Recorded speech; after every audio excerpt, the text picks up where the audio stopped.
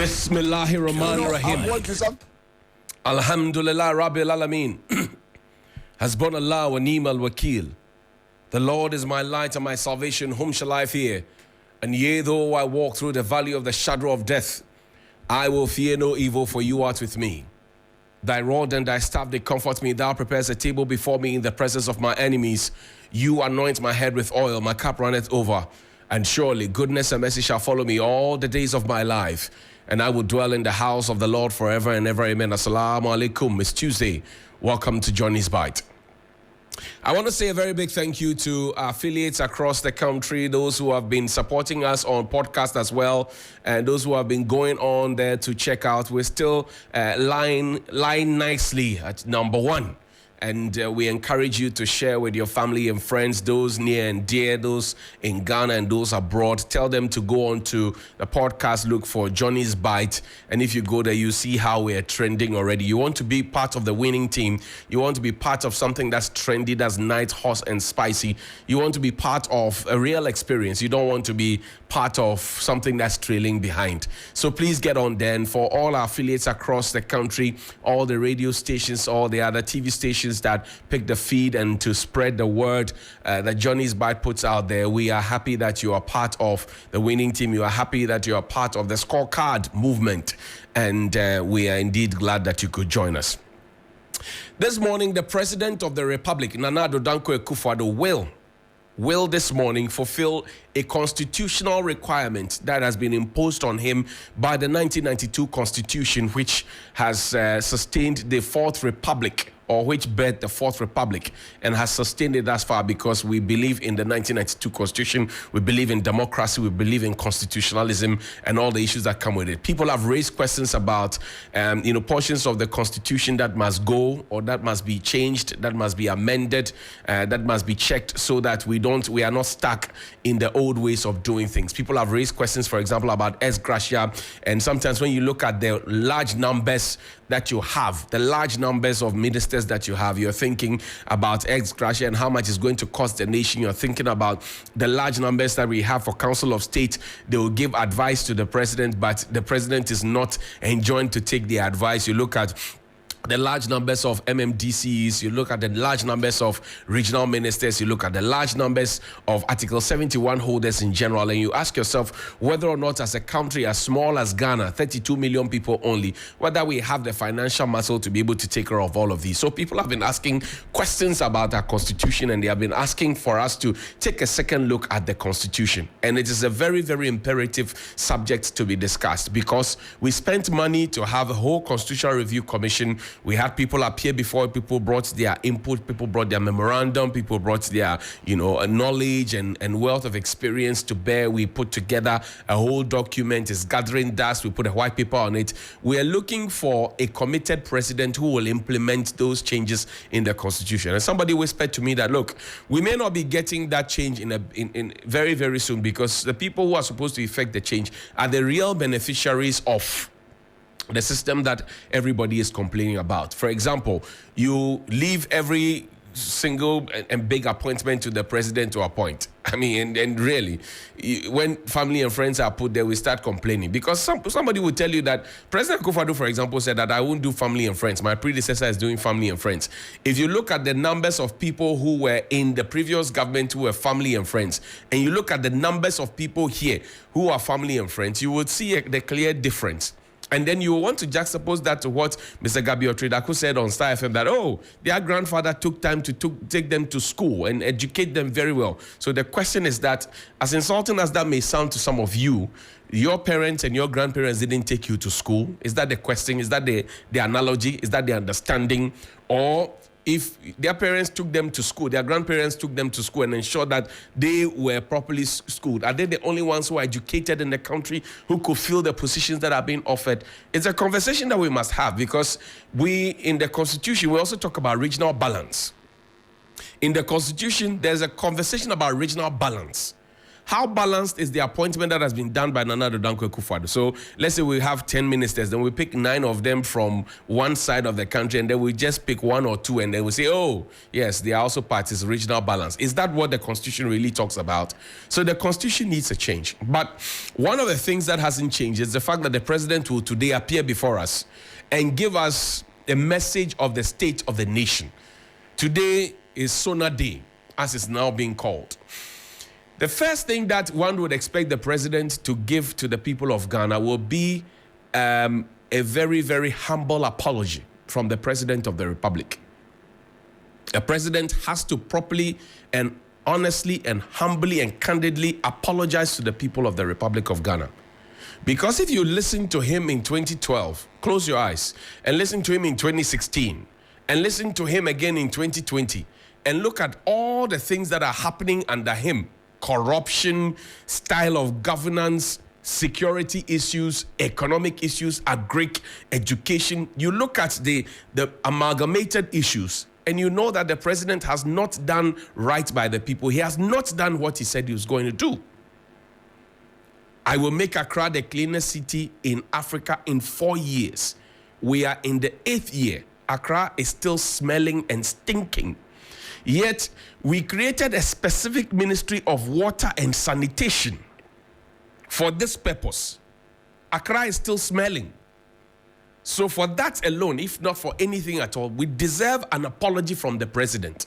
But he won't give us an apology. We are a proud nation.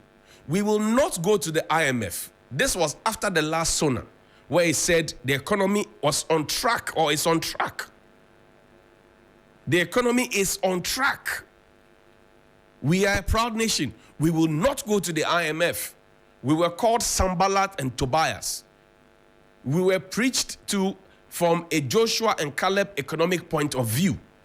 We were called names and insulted. Nehemiah, Jeremiah, all those biblical names. We were called all sorts of names. Today we are the IMF, bending and begging, weeping and kicking, and hoping that we'll be giving attention so that we can bounce back to be able to get balance of payment and all the other things that have gone wrong with our economy.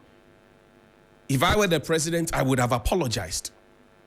If I were the president, for all the atrocities that have happened in terms of our security, in terms of people who were murdered to elect the second term of Nana Addo Dankwa Akufo-Addo, in terms of the death of Ahmed Hussein Swali, in terms of the other murders that have happened under the watch of the head of our national security architecture and commander-in-chief of the Ghana Armed Forces, and the perpetrators have now been brought to book, we deserve an apology.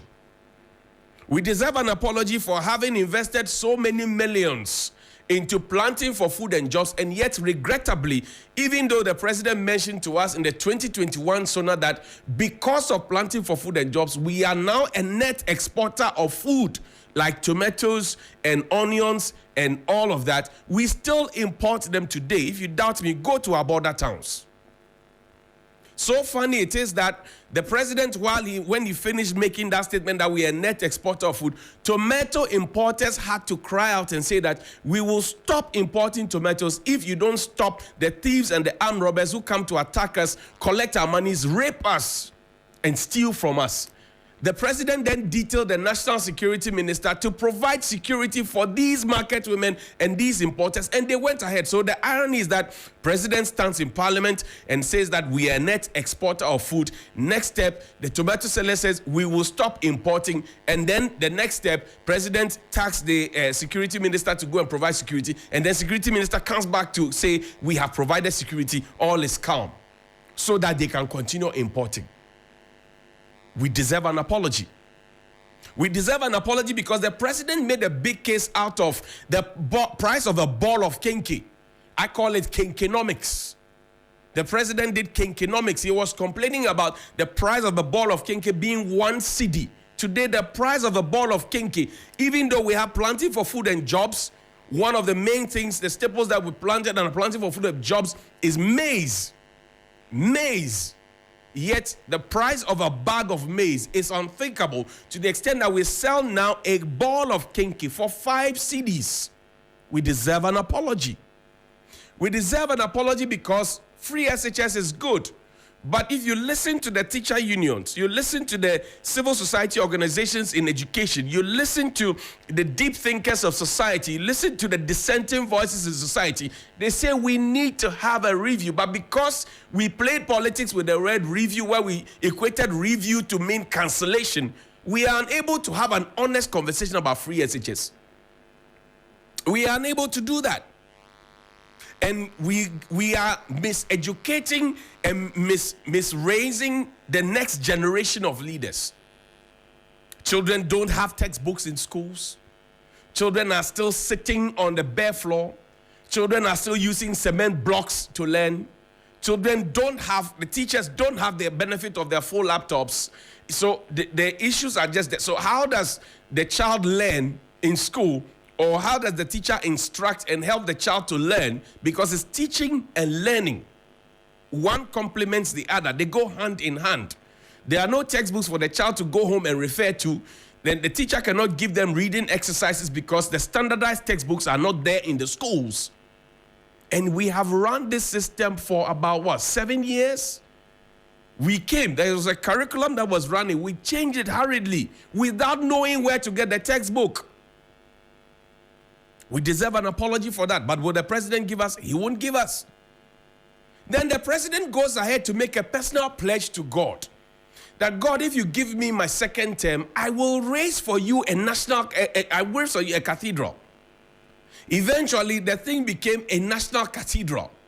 How it metamorphosed from a personal pledge to God to say thank you to become a national cathedral is another conversation.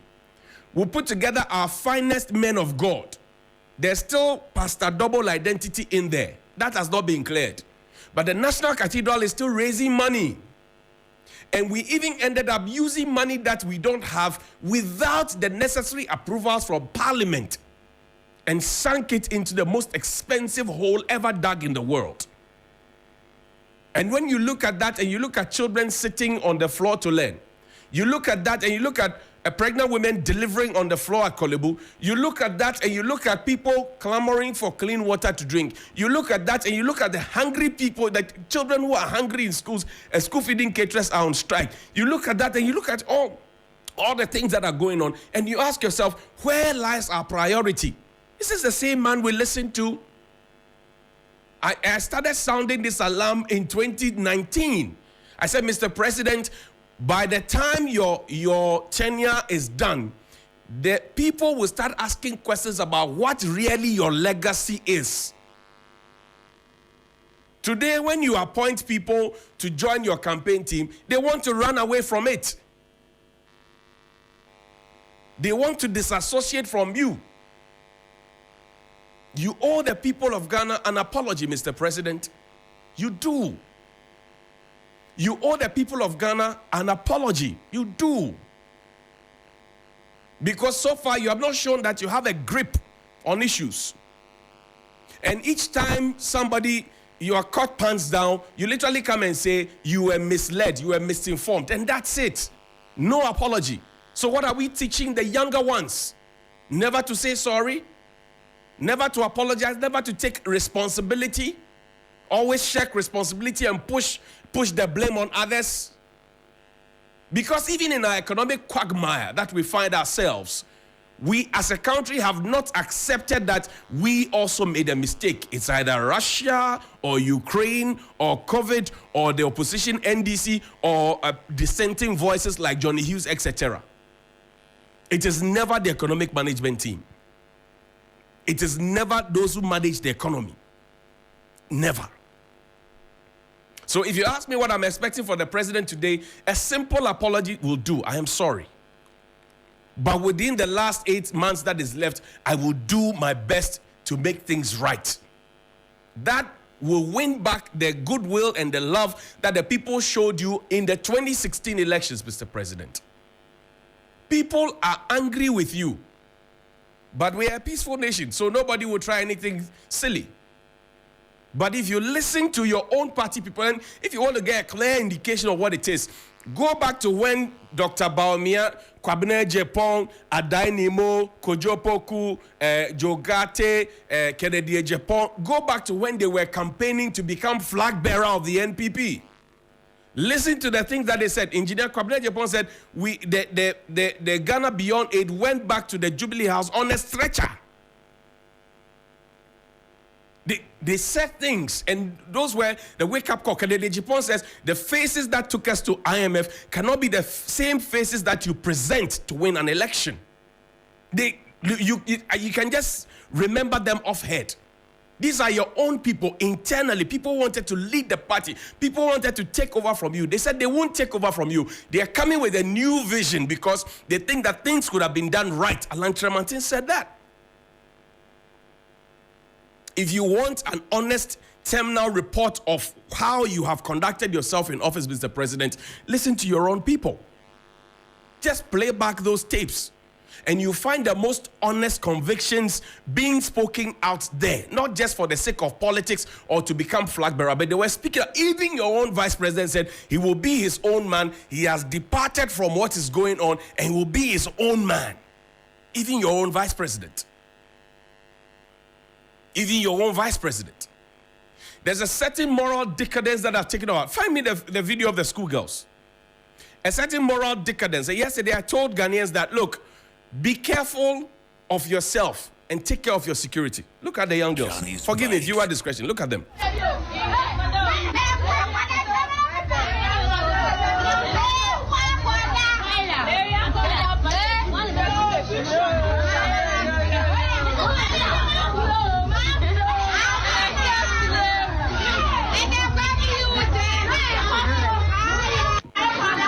They are indulging in alcohol. These are secondary school children. At a funeral, they have normalized it. They are sitting in a group in public, in their school uniforms. So where was the teacher who took them out? Did they break bounds? Are they day students? Has their school seen this? What punishment has been meted out to them? The moral decadence of society is what I'm talking about, Mr. President. And people say you are a disciplinarian.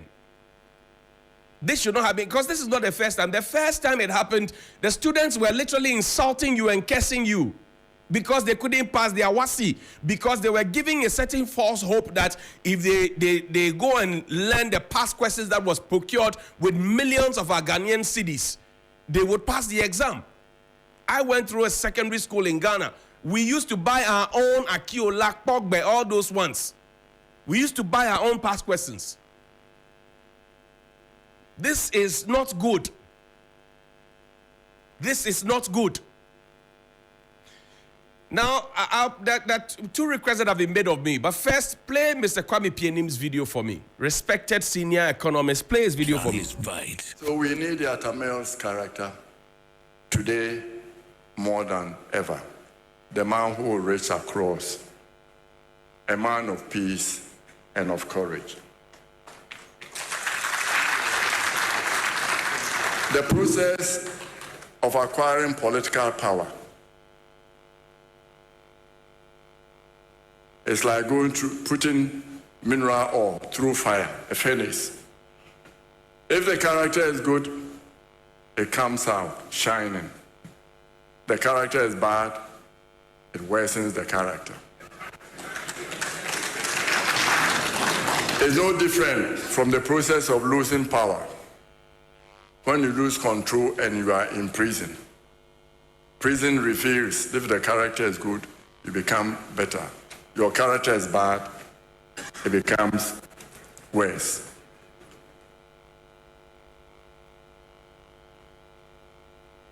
I'm going to refer to two Dagomba sayings. They are not sayings. An old Dagomba person taught me. He said, if you dress up a donkey as a racehorse, on the day of the race, it will be revealed for the ass that it is.